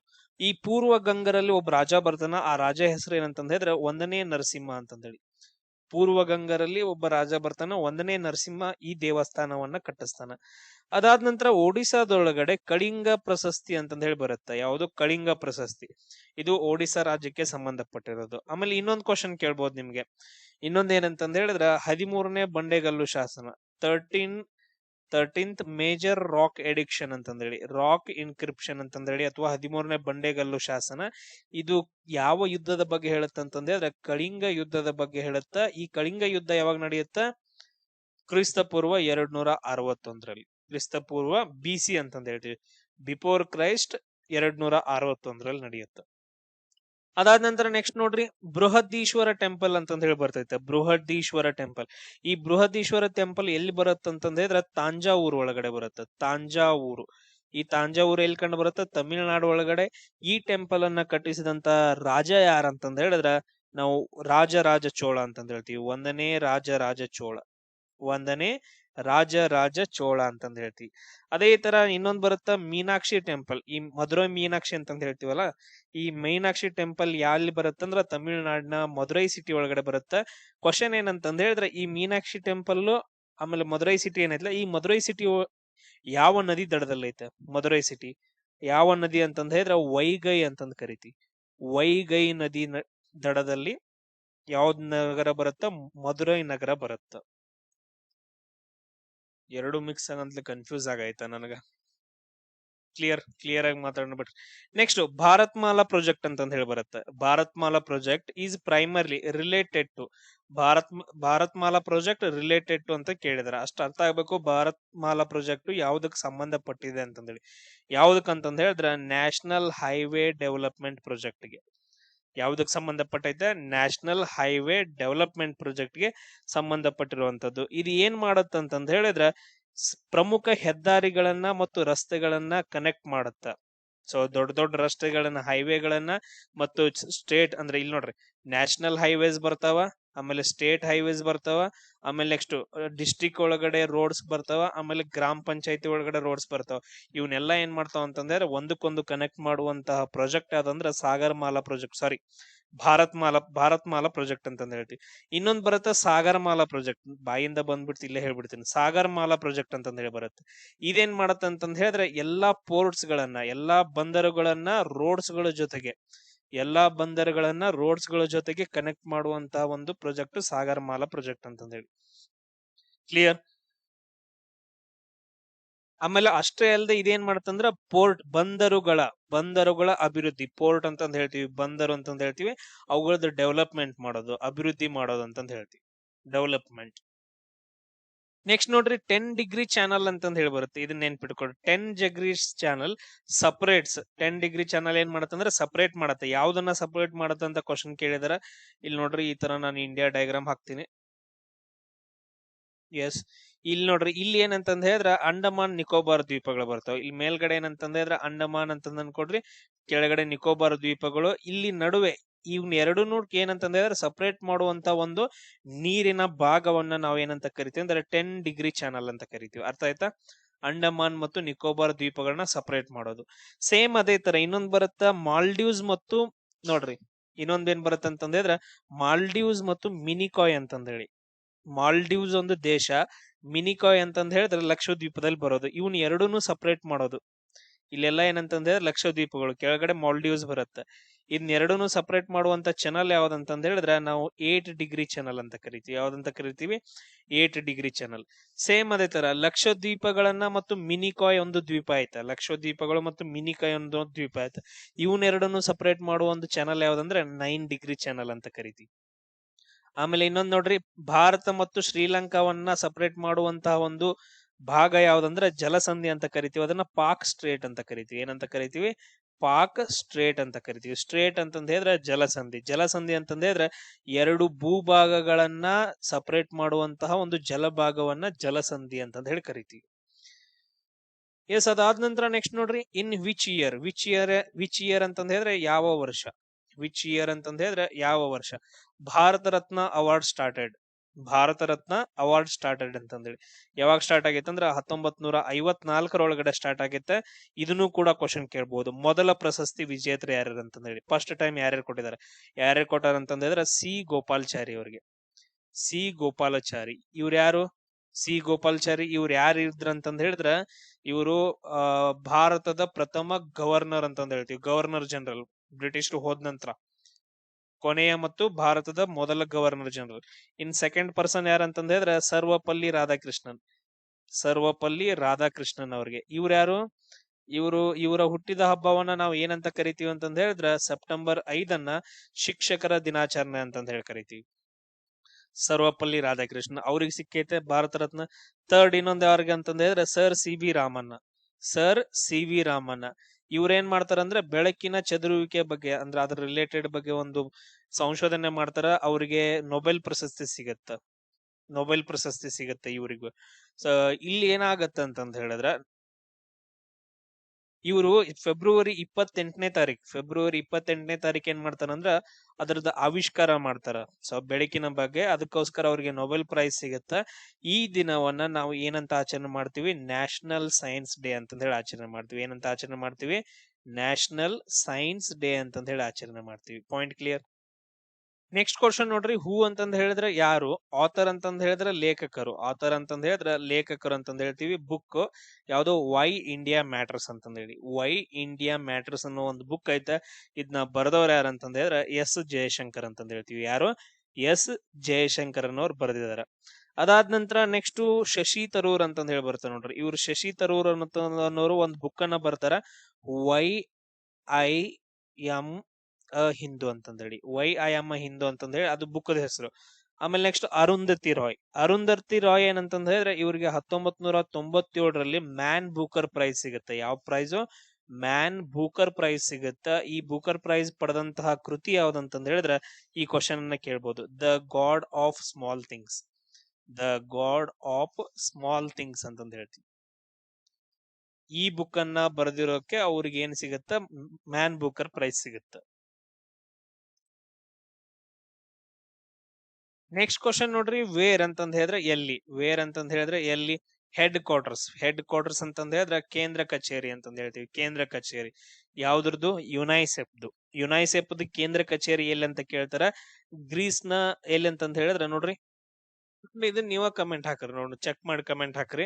ನಾನು ಉಳಿದಿದ್ದು ಹೇಳ್ತೀನಿ ನೋಡ್ರಿ. ಇದು ಯುನೆಸ್ಕೋದ ಪ್ಯಾರಿಸ್ ಬರುತ್ತೆ ನೋಡ್ರಿ. ಯುನೆಸ್ಕೋ ಅಂತಂದ್ ಹೇಳಿ ಬರುತ್ತಲ್ಲ, ವಿಶ್ವ ಪಾರಂಪರಿಕ ತಾಣಗಳನ್ನ ಗುರುತಿಸೋದು ಒಂದು ಆರ್ಗನೈಸೇಷನ್, ಯುನೆಸ್ಕೋ ಅಂತಂದ್ ಹೇಳ್ತೀವಿ. ಅದ್ರ ಹೆಡ್ ಕ್ವಾರ್ಟರ್ಸ್ ಪ್ಯಾರಿಸ್ ಒಳಗಡೆ ಬರುತ್ತೆ. ನೆಕ್ಸ್ಟ್ ವಿಶ್ವಸಂಸ್ಥೆ, ಯುನೈಟೆಡ್ ನೇಷನ್ ಆರ್ಗನೈಸೇಷನ್ ಅಂತಂದ್ ಹೇಳ್ತೀವಲ್ಲ, ಅದ್ರದ್ದು ಏನಂದ್ರೆ ಹೆಡ್ ಕ್ವಾರ್ಟರ್ಸ್ ನ್ಯೂಯಾರ್ಕ್ ಒಳಗಡೆ ಬರುತ್ತೆ. ಆಮೇಲೆ ನೆಕ್ಸ್ಟ್ ನೋಡ್ರಿ, WHO ಅಂತಂದ್ ಹೇಳಿ ಬರುತ್ತೆ, ವರ್ಲ್ಡ್ ಹೆಲ್ತ್ ಆರ್ಗನೈಸೇಷನ್. ಅದ್ರದ್ದು ಹೆಡ್ ಕ್ವಾರ್ಟರ್ಸ್ ಜಿನೇವಾ ಒಳಗಡೆ. ಸೊ ಇಷ್ಟ ಸಿಂಪಲ್ ಪಾಯಿಂಟ್ಸ್ ಗಳನ್ನ ನೆನ್ಪಿಟ್ಕೊಳ್ರಿ. ಅದಾದ ನಂತರ ನೆಕ್ಸ್ಟ್ ಕ್ವಶನ್ ನೋಡ್ರಿ, what is the capital of Greece ಅಂತಂದ್ ಹೇಳಿ. ಗ್ರೀಸ್ ನ ರಾಜಧಾನಿ ಯಾವುದು ಅಂತಂದ್ ಹೇಳಿ ಕೇಳಿದಾರ. ಗ್ರೀಸ್ ನ ರಾಜಧಾನಿ ಯಾವ್ದು ಅಂತಂದ್ ಹೇಳಿದ್ರೆ ಅಥೇನ್ಸ್ ಅಂತಂದ್ ಹೇಳ್ತೀವಿ. ಗ್ರೀಸ್ ನ ರಾಜಧಾನಿ ಯಾವುದು? ಅಥೇನ್ಸ್ ಅಂತಂದ್ ಹೇಳ್ತೀವಿ. ಆಮೇಲೆ ಇನ್ನೊಂದ್ ನೆನ್ಪಿಟ್ಕೊಂಡ್ಬಿಡ್ರಿ, ಇಲ್ಲೇ ಏನಂತಂದ್ ಹೇಳಿದ್ರೆ ನಾನು ಹೇಳ್ಬಿಡ್ತೀನಿ. ಯಾಕಂತಂದ್ ಹೇಳಿದ್ರೆ ಸರ್ ನೀವೇ ಹೇಳ್ಬಿಡ್ರಿ ಅಂತಂದ್ ಹೇಳಿ ಕೆಲವೊಂದ್ ಜನ. ನ್ಯೂಯಾರ್ಕ್ ಅಂತಂದ್ ಹೇಳಿ. ಇದ್ರದ್ದು ಆನ್ಸರ್ ಏನ್ ಬರುತ್ತೆ ಅಂತಂದ್ ಹೇಳಿದ್ರೆ ನ್ಯೂಯಾರ್ಕ್. ಯುನೈಸೆಫ್ ನ ಹೆಡ್ ಕ್ವಾರ್ಟರ್ಸ್ ಎಲ್ಲಿ ಬರುತ್ತೆ? ನ್ಯೂಯಾರ್ಕ್ ಒಳಗಡೆ ಬರುತ್ತೆ. ಇದು ಒಂದ್ ಇಂಪಾರ್ಟೆಂಟ್ ಪಾಯಿಂಟ್. ಅದಾದ ನಂತರ ನೆಕ್ಸ್ಟ್, ಈಗ ಜಿನೇವಾ ಬಂತಲ್ಲ, ಇಲ್ಲಿ ಜಿನೇವಾ ಅಂತಂದ್ ಹೇಳಿದೇವಲ್ಲ, world health organisation, world trade organisation, international labour organisation, ಇವೆಲ್ಲ. ಅದಾದ ನಂತರ UNHCR, ಹ್ಯೂಮನ್ ರೈಟ್ಸ್, ಈ ತರ ಇದು ಬರುತ್ತೆ. ವುಮೆನ್ ಅಂಡ್ ಚೈಲ್ಡ್ ಇದು UN. ಇವೆಲ್ಲ ಏನಂತಂದ್ ಹೇಳಿದ್ರೆ ಹೆಡ್ ಕ್ವಾರ್ಟರ್ಸ್ ಜಿನೇವಾದೊಳಗಡೆ ಕಂಡು ಬರ್ತೈತೆ. ಅರ್ಥ ಆಯ್ತಾ ಎಲ್ರಿಗೂ? ಹೇಳ್ಬಿಟ್ನಿ ಇಲ್ಲಿ. ಅದಾದ ನಂತರ ನೆಕ್ಸ್ಟ್ ನೋಡ್ರಿ, ರೋಮ್ ನಗರ ಅಂತಂದ್ ಹೇಳಿ ಬರುತ್ತೆ. ನಾವು ಡಿಸ್ಕಷನ್ ಮಾಡ್ತಾ ಇದ್ವಿ. ಈ ರೋಮ್ ನಗರ ಏನಂತಂದ್ ಹೇಳಿದ್ರೆ ಯಾವ ದೇಶದ ರಾಜಧಾನಿ ಅಂದ್ರೆ ಇಟಲಿ ದೇಶದ ರಾಜಧಾನಿ. ಇಟಲಿ ದೇಶದ ರಾಜಧಾನಿ ಯಾವುದು? ರೋಮ್. ಅದಾದ ನಂತರ ವಿಯೆನ್ನಾ ಅಂತಂದ್ ಹೇಳಿ ಬರುತ್ತೆ ನೋಡ್ರಿ. ಆಸ್ಟ್ರಿಯಾ ಅನ್ನೋ ಒಂದು ದೇಶ ಬರುತ್ತೆ. ಆಸ್ಟ್ರಿಯಾ ದೇಶದ ರಾಜಧಾನಿ ಯಾವ್ದಂದ್ರೆ ವಿಯೆನ್ನಾ. ಇವಾಗ ಒಂದು ನಾವು ಸುಮ್ಮನೆ ಡಿಸ್ಕಷನ್ ಮಾಡೋಣ. ನಮ್ದು ಇಂಪಾರ್ಟೆಂಟ್ ನಮ್ಗ ಬ್ರದರ್ ಅನ್ನೋ ದೇಶ ಯಾವ್ದು? ರಷ್ಯಾ ಅಂತಂದ್ ಹೇಳ್ತೀವಿ. ರಷ್ಯಾ ದೇಶದ ರಾಜಧಾನಿ ಯಾವ್ದ್ರು? ಎಲ್ರು ಕಮೆಂಟ್ ಮೇಲೆ ಏನಂದ್ರ ಇದು ಇಟ್ಕೊಡ್ರಿ, ಕಮೆಂಟ್ ಮಾಡಕ್ ಸ್ಟಾರ್ಟ್ ಮಾಡ್ರಿ. ನಾ ಬರೋಕ್ಕಿಂತ ಮುಂಚೆ ಮಾಸ್ಕೋ. ರಷ್ಯಾದ ರಾಜಧಾನಿ ಯಾವ್ದು? ಮಾಸ್ಕೋ. ಅದಾದ ನಂತರ ಜಪಾನ್ ರಾಜಧಾನಿ ಯಾವ್ದು? ಎಲ್ರು ಮೆಸೇಜ್ ಹಾಕ್ರಿ, ನಾನು ಬರೀತೀನಿ. ನೆಕ್ಸ್ಟ್ ಟೋಕಿಯೋ ಅಂತಂದ್ ಹೇಳ್ತೀವಿ. ಅದಾದ ನಂತರ ನೆಕ್ಸ್ಟ್ ಪಾಕಿಸ್ತಾನದ ರಾಜಧಾನಿ ಯಾವುದು? ಪಾಕಿಸ್ತಾನದು ಇಸ್ತಾನ್ಬುಲ್ ಅಂತ ಕರಿತೀವಿ, ಇಸ್ತಾನ್ಬುಲ್. ಅದಾದ ನಂತರ ನೆಕ್ಸ್ಟ್ ಬಾಂಗ್ಲಾದೇಶದ ರಾಜಧಾನಿ ಯಾವುದು? ಬಾಂಗ್ಲಾದೇಶದ್ದು ಢಾಕಾ ಅಂತಂದ ಹೇಳ್ತೀವಿ. ಬಾಂಗ್ಲಾದೇಶದ ರಾಜಧಾನಿ ಅನ್ನೋದು ಢಾಕಾ. ಅದಾದ ನಂತರ ನೆಕ್ಸ್ಟ್ ಇನ್ನು ಕೆಲವೊಂದು ದೇಶಗಳು ಯಾವು ನಮ್ ಜೊತೆ ಚೆನ್ನಾಗಿರೋದು? ಬ್ರೆಜಿಲ್ ದೇಶದ ರಾಜಧಾನಿ ಯಾವುದು? ಬ್ರೆಜಿಲ್ ದೇಶದ ರಾಜಧಾನಿ ಯಾವುದು? ಇದನ್ನ ನೀವೇ ಹೇಳ್ಬೇಕು, ನಾ ಹೇಳಂಗಿಲ್ಲ. ಎಸ್. ಅದಾದ ನಂತರ ನೆಕ್ಸ್ಟ್ ನಮ್ ಜೊತೆಗೆ ಚೆನ್ನಾಗಿರೋದು ಯಾವುದು? ಕೆನಡಾ ದೇಶ ಅಂತಂದ್ ಹೇಳಿ ಬರುತ್ತೆ. ಕೆನಡಾ ದೇಶದ ರಾಜಧಾನಿ ಯಾವ್ದಂದ್ರೆ ಒಟಾವಾ ಅಂತಂದ್ ಹೇಳ್ತೀವಿ. ಕೆನಡಾ ದೇಶದ ರಾಜಧಾನಿ ಯಾವ್ದು? ಒಟಾವಾ. ಆಮೇಲೆ ಯುನೈಟೆಡ್ ಸ್ಟೇಟ್ಸ್ ಆಫ್ ಅಮೆರಿಕಾದ ಏನಂದ್ರೆ ವಾಷಿಂಗ್ಟನ್ DC ಅಂತಂದ್ ಹೇಳ್ತೀವಿ. ಯಾವುದು? ವಾಷಿಂಗ್ಟನ್ DC ಅಂತಂದ್ ಹೇಳಿ. ಇಷ್ಟ ಸಾಕಿವಾಗ. ಇದಾದ ನಂತರ ನೆಕ್ಸ್ಟ್ ಕ್ವಶನ್ ನೋಡ್ರಿ, where is the Kandariya Mahadeva temple ಅಂತಂದ್ ಹೇಳಿ. ತುಂಬಾ ಇಂಪಾರ್ಟೆಂಟ್. ಕಂಡಾರಿಯ ಮಹಾದೇವ ದೇವಾಲಯ ಅಂತಂದ್ ಹೇಳಿ ಬರುತ್ತ. ಇದು ತುಂಬಾ ಫೇಮಸ್ ಐತೆ. ಇದನ್ನ ಎಲ್ಲಿ ಬರುತ್ತೆ ಅಂತಂದ ಹೇಳಿದ್ರೆ ಮಧ್ಯಪ್ರದೇಶದ ಖುಜುರಾಹೋ ಒಳಗಡೆ ಬರುತ್ತೆ. ಎಲ್ಲಿ ಬರುತ್ತೆ? ಮಧ್ಯಪ್ರದೇಶದ ಖುಜುರಾಹೋ ಒಳಗಡೆ ಬರುವಂತ ಈ ಟೆಂಪಲ್ ಕಂಡಾರಿಯ ಅಂತಂದ ಹೇಳ್ತೀವಿ. ಅರ್ಥ ಆಯ್ತಾ? ಇಷ್ಟೇ ನೆನ್ಪಿಟ್ಕೊಡ್ರಿ. ಇದು ಯಾವ ರಾಜವಂಶಕ್ಕೆ ಸೇರೈತೆ ಅಂತಂದ ಹೇಳಿದ್ರೆ ಚಂದೇಲ್ ರಾಜವಂಶಕ್ಕೆ. ಚಂದೇಲರು ಕಟ್ಟಿಸಿರುವಂತ ಈ ದೇವಾಲಯ. ಅದಾದ ನಂತರ ನೆಕ್ಸ್ಟ್ ಮಧ್ಯಪ್ರದೇಶ್ ಅಂತಂದ್ ಹೇಳಿ ಬಂತಲ್ಲ, ಇದನ್ನ ನೆನ್ಪಿಟ್ಕೊಳ್ರಿ. ಮಧ್ಯಪ್ರದೇಶ್, ಇದ್ರ ಮೇಲೆ ತುಂಬಾ ಕ್ವಶನ್ಸ್ ಗಳನ್ನ ಕೇಳ್ತಾರೆ. ಅತಿ ಹೆಚ್ಚು ಟ್ರೈಬ್ಸ್ ಎಲ್ಲಿದಾರ ಸರ್? ಅತಿ ಹೆಚ್ಚು ಟ್ರೈಬ್ಸ್ ಎಲ್ಲಿದಾರ ಅಂತಂದ್ ಹೇಳಿದ್ರ ಮಧ್ಯಪ್ರದೇಶದೊಳಗಡೆ ಇದೆ ಸರ್. ಆಮೇಲೆ ಅತಿ ಹೆಚ್ಚು ನ್ಯಾಷನಲ್ ಪಾರ್ಕ್ಸ್ ಎಲ್ಲಿದಾವ್ರಿ? ಮಧ್ಯಪ್ರದೇಶದೊಳಗಡೆ ಇದಾವ ಸರ್. ಆಮೇಲೆ ಅತಿ ಹೆಚ್ಚು ಟೈಗರ್ಸ್ ಎಲ್ಲಿದಾವ್ರಿ? ಮಧ್ಯಪ್ರದೇಶದೊಳಗಡೆ ಇದಾವ. ಅರ್ಥ ಆಯ್ತಾ? ಇಷ್ಟು ಪಾಯಿಂಟ್ಸ್ ಗಳನ್ನ ನೀವು ಯಾವ್ದ್ರಲ್ಲಿ ನೆನ್ಪಿಟ್ಕೋಬೇಕು? ಮಧ್ಯಪ್ರದೇಶದಲ್ಲಿ. ಆಮೇಲೆ ನೆಕ್ಸ್ಟ್ ಕರ್ನಾಟಕ ಏನ್ ನೋಡ್ರಿ, ಹಂಪಿ ಅಂತ ಕೊಟ್ಟಿದಾರಲ್ಲ, ಕರ್ನಾಟಕ. ಇದನ್ನು ನೋಡ್ಕೊಂಡ್ಬಿಡ. ನಮ್ ಕರ್ನಾಟಕದೊಳಗಡೆ ಅತಿ ಹೆಚ್ಚು ಆನೆಗಳು, ಅತಿ ಹೆಚ್ಚು ಎಲಿಫೆಂಟ್ ಎಲ್ಲಿದಾವ್ರಿ? ಕರ್ನಾಟಕದಲ್ಲಿ. ಸೆಕೆಂಡ್ ಹೈಯೆಸ್ಟ್ ಟೈಗರ್ಸ್ ಎಲ್ಲಿದಾವ್ರಿ? ಕರ್ನಾಟಕದೊಳಗಡೆ ಅಂತಂದ್ ಹೇಳ್ತೀವಿ. ಅರ್ಥ ಆಯ್ತಾ? ಅದಾದ ನಂತರ ಅತಿ ಹೆಚ್ಚು ವೆಸ್ಟರ್ನ್ ಘಾಟ್ಸ್ ಸರ್. ಈಗ ಟೋಟಲ್ ವೆಸ್ಟರ್ನ್ ಘಾಟ್ಸ್ ಒಳಗಡೆ ಅತಿ ಹೆಚ್ಚು ವೆಸ್ಟರ್ನ್ ಘಾಟ್ಸ್ ಗಳು ಎಲ್ಲಿ ಕಂಡು ಬರ್ತಾವ ಅಂದ್ರೆ ಕರ್ನಾಟಕದೊಳಗಡೆ ಕಂಡು ಬರ್ತಾವ. ಅದು 52% ವೆಸ್ಟರ್ನ್ ಘಾಟ್ಸ್ ಕರ್ನಾಟಕದಲ್ಲಿ ಇರ್ತಾವ. ಎಸ್, ಇದನ್ನ ನೆನ್ಪಿಟ್ಕೊಡ್ರಿ. ಆಮೇಲೆ ಒಡಿಶಾದ ಬಗ್ಗೆ ನಾವು ಆಲ್ರೆಡಿ ಡಿಸ್ಕಷನ್ ಮಾಡಿದ್ವಿ. ಉತ್ತರ ಪ್ರದೇಶ್ ಸರ್ ಅತಿ ಹೆಚ್ಚು ಪಾಪ್ಯುಲೇಷನ್ ಅನ್ನ ಹೊಂದೈತ್ರಿ. ಅತಿ ಹೆಚ್ಚು ಜನಸಂಖ್ಯೆಯನ್ನ ಹೊಂದಿರೋ ರಾಜ್ಯ ಯಾವ್ದ್ರಿ? ಉತ್ತರ ಪ್ರದೇಶ್ ಅಂತಂತ ಹೇಳ್ತೀವಿ. ಆಮೇಲೆ ನೆಕ್ಸ್ಟ್ ಅತಿ ಹೆಚ್ಚು ಗಡಿ ರಾಜ್ಯಗಳನ್ನ ಹೊಂದಿರೋದು, ಅತಿ ಹೆಚ್ಚು ರಾಜ್ಯಗಳನ್ನ ಗಡಿಯಾಗಿ ಹೊಂದಿರುವಂತ ರಾಜ್ಯ ಯಾವ್ದಂತಂದ ಹೇಳಿದ್ರೆ ಅದಕ್ಕೂ ಕೂಡ ಉತ್ತರ ಪ್ರದೇಶ ಅಂತ ಕರಿತೀವಿ. ಈಗ ನೀವು ನನಗ ಕಮೆಂಟ್ ಅನ್ನ ಹಾಕ್ರಿ, ಉತ್ತರ ಪ್ರದೇಶದ ರಾಜಧಾನಿ ಯಾವುದು, ಮಧ್ಯಪ್ರದೇಶದ ರಾಜಧಾನಿ ಯಾವುದು ಅಂತಂದೇಳಿ. ಆಮೇಲೆ ಇಲ್ಲಿ ನಿಮ್ಗೆ ಇನ್ನೊಂದು ಹೇಳಕ್ ಇಷ್ಟಪಡ್ತೀನಿ ಏನಂತಂದ ಹೇಳಿದ್ರೆ ಮಧ್ಯಪ್ರದೇಶದ ಭೂಪಾಲ್ ಒಳಗಡೆ ಒಂದು ಗ್ಯಾಸ್ ಇನ್ಸಿಡೆಂಟ್ ನಡೆಯುತ್ತೆ. ಗ್ಯಾಸ್ ಆಕ್ಸಿಡೆಂಟ್ ಅಂತಂದ ಹೇಳ್ತೀವಿ, ಅನಿಲ ದುರಂತ. ಅದರದ್ದು ಅನಿಲ ಕಾರಣ ಯಾವ್ದಾಗಿತ್ತಂದ್ರ ಮೀಥೈಲ್ ಐಸೋಸೈನೈಟ್ ಅಂತಂದೇಳಿ. ಮೀಥೈಲ್ ಐಸೋಸೈನೈಟ್ ಅನ್ನೋ ಒಂದು ಗ್ಯಾಸ್ ಇಂದ ಅಲ್ಲಿ ತುಂಬಾ ಜನರು ಮೃತರಾಗಿದ್ದಾರೆ. ಆಮೇಲೆ ಇವಾಗೂ ಕೂಡ ಅಂಗವಿಕಲರಾಗಿ ಹುಡ್ತಾ ಇದ್ದಾರೆ. ಇಷ್ಟು ಕ್ವಶನ್ಸ್ ಗಳೇನಂದ್ರೆ ಈ ಕ್ಲಾಸ್ ಒಳಗಡೆ. ನೆಕ್ಸ್ಟ್ ಕ್ಲಾಸ್ ಅನ್ನ ನಾವು ಡಿಸ್ಕಷನ್ ಮಾಡಕ್ಕಿಂತ ಮುಂಚೆ ನಾನು ಹೇಳಿದೀನಿ ಟಾರ್ಗೆಟ್ ಏನಂತಂದ ಹೇಳಿದ್ರೆ 1000 ವ್ಯೂಸ್, ಅದಾದ ನಂತರ 300 ಕಮೆಂಟ್ಸ್. ಇದು ಬಂತು ಅಂತಂದ ಹೇಳಿದ್ರೆ ನೆಕ್ಸ್ಟ್ ಕ್ಲಾಸ್ ಅಪ್ಲೋಡ್ ಮಾಡ್ತೀನಿ, ಇಲ್ಲಾಂದ್ರೆ ಅಪ್ಲೋಡ್ ಮಾಡಂಗಿಲ್ಲ. ಎಲ್ರಿಗೂ ಶೇರ್ ಮಾಡ್ರಿ.